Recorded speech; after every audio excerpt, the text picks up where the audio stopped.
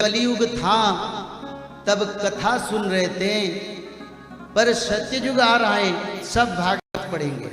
मैं आपको हाथ जोड़कर विनम्रता के साथ निवेदन करता हूं, हर घर में हर व्यक्ति, हर बच्चा बच्ची सब भागवत पढ़ेंगे, क्योंकि जगन्नाथ संस्कृति में भगवान खुद निर्देश दिए हैं, जब संगम युग होगा, जब कलयुग को 5000 साल भोग हो जाएगी, तब पहला धर्म का प्रभाव का पहला चरण हर घर में भागवत पठन हो, क्योंकि परम शास्त्र भागवत जब तक मानव नहीं पढ़ेंगे, जब तक मानव के कर्ण गह्वर तक ये भागवत पुराण का परम तत्व नहीं आता है, मानव जीवन चंडाल जीवन जैसे होगा, कोई लक्ष्य कोई तत्व कुछ भी नहीं है। तो इसलिए जिनका पास भागवत नहीं है और भागवत जी को खरीदने के लिए सामर्थ्यता भी नहीं है, सुधर्मा महासंघ विश्व सनातन धर्म भागवत महापुराण बांटते हैं। आप लोगों को भी हम चाहते हैं, जिसका सामर्थ्यता नहीं है उनको भागवत महापुराण हम प्रदान करेंगे। तो इसीलिए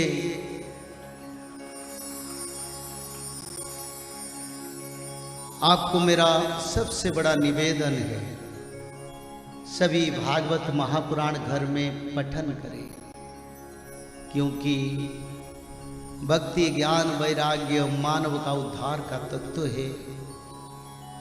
और भागवत महापुराण पढ़ने से आप जैसे पवित्र मानव यहाँ बैठे ना,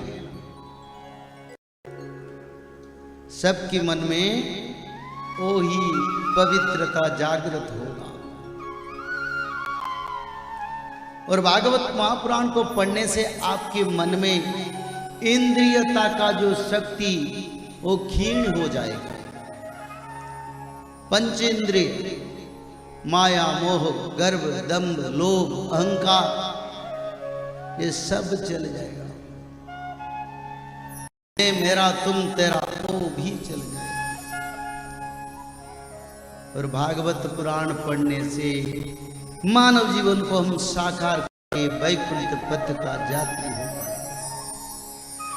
बोलिए श्री जगन्नाथ स्वामी की जय, बोलिए महाकाल भगवान की जय, बोलिए माता भवानी की जय। संसार में कोई रंग भगवान के सामने मूल्यहीन है। कुछ ही समय के लिए मानव को तो पार्थिव तत्व सुख देता है, पर सच में अनंत सुख तो भगवान के नाम से है, भगवान की महिमा से है, भगवान के गुण से है, भगवान के परम तत्व से है। परम शास्त्र भागवत, सभी शास्त्रों को ऊपर महापुराण लिख दिए वेद व्यास ने। पहले तो वेद व्यास जी ने ऋक यजु साम वेद यजु अथर्व, ऋक यजु साम ऋग्वेद यजुर्वेद सामवेद अथर्व वेद, चारों वेदों का निर्माण किए थे।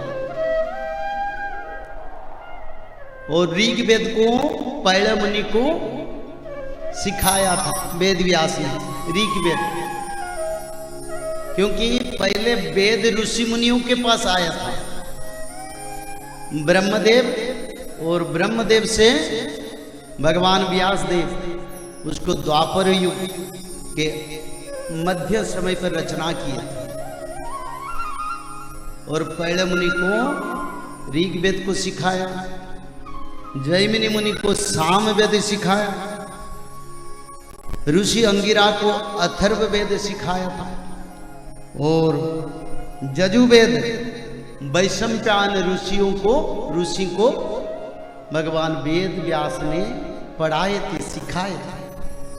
तब से आज वेद का प्रचार हो रहा है। पर कलयुग जैसे युग में मनुष्य लोग वेद कैसे पढ़ेंगे? वेद तो संस्कृत में रचना है।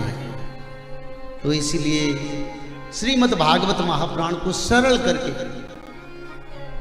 मानव को अति आनंद और पवित्र करने के लिए वेद व्यास ने 18,000 श्लोक में श्रीमद् भागवत महापुराण को रचना कर दी। और एक बात उन्होंने बताया, बोले हर दिन भागवत पढ़ो, 7 दिन कथा, बड़ा पवित्र है, मानव का कल्याण होता है और भगवत कृपा भी मिलता है। पर रोज हर दिन भागवत पढ़ने से मानव जीवन का साकार हो। भागवत महापुराण में ये लिखा है, हर दिन अभ्यास पूर्वक भागवत को पढ़े, एक दिन मत छोड़े, क्योंकि ये मानव का मुक्ति तत्व है। तो मुक्ति तत्व की पवित्र तत्व श्रीमद् भागवत महापुराण नारद महामुनि वेद व्यास के बीच में विचार हो रहा है। और नारद महामुनि भगवान वेद व्यास को बताए, बोले ये भगवान बड़ा कृपालु है और मेरे को भगवान ने बड़ा कृपा की, जिस कारण आज मैं देव ऋषि बन पाया, कृष्ण का प्रेम नाम भजन कर पा रहा हूं, क्योंकि बड़ा दयालु है मेरा प्रभु। और एक बात है, एक बार राधा रानी से कृष्ण से प्रेम लगाए, ध्यान लगाए, मोह लगाए, और मेरा विश्वास है भगवान जरूर दर्शन देंगे, जरूर दर्शन देंगे। संसार में जितना मोह लगाया, भौतिक दुनिया में जितना मोह लगाया, पार्थिव तत्व से जितना विचारधारा किया, उस विचारधारा से रहित रह के जब मानव भगवान से मोह लगाता है, क्योंकि प्रभु अर्जुन को बोले अर्जुन, ये संसार मेरे से सृष्टि है, स्वर्ग मर्त्य पाताल जीव जंतु देवता यक्ष गंधर्व ऋषि मुनि ब्रह्मा शंकर सब मेरे से उत्पत्ति हुए हैं, पर सभी मेरे को प्राप्त नहीं होते हैं। जो मेरे को भजता है, कैसे भजता है? जो मेरे से मोह लगाता है। अगर मोह लगाना है तो कृष्ण से लगाओ, प्रेम लगाना है तो कृष्ण से लगाओ। अगर कुछ मन में भाव है वो भाव कृष्ण से लगाओ, तब कृष्ण मनुष्य जितने पापी, जितने कुकर्मी भी हो, तभी भी प्रभु उनको कृपा करते हैं, क्योंकि भगवान भवसागर से उद्धार करते हैं। परिवार के प्रति हमारा कर्तव्य जरूरी है। एक बात कहता हूं, उसको मन में रखो, परिवार के प्रति हमारा ड्यूटी है, पर मोह नहीं है। क्योंकि परिवार मोह में अगर डूबेंगे तो परिवार का उद्धार कौन करेगा? परिवार का दुख सुख कौन देखेगा? तो इसीलिए सारे परिवार परिजन, बच्चा बच्ची, पति पत्नी में कर्म कर्तव्य सही ढंग से करो। मोह लगाओ भगवान से, प्रेम लगाओ कृष्ण से, क्योंकि यही बात महापुरुष अच्युतानंद ने एक बात बताए थे।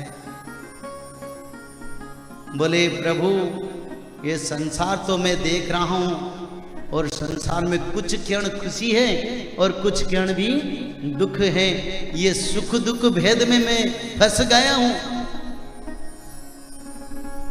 और कहीं अनंत सुख तो प्रभु मैंने शास्त्र में पढ़ा है जो आपसे भाव लगाता है। तो इसीलिए प्रभु ये सांसारिक मोह मेरे से टूटा दो, मेरे से हटा दो, और आपसे आपकी प्रेम भाव और भक्ति मेरा जो है ना उसको आप थोड़ा करुणा पूर्वक ग्रहण करें।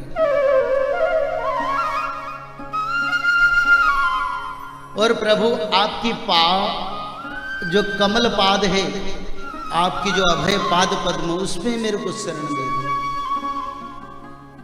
क्योंकि आपकी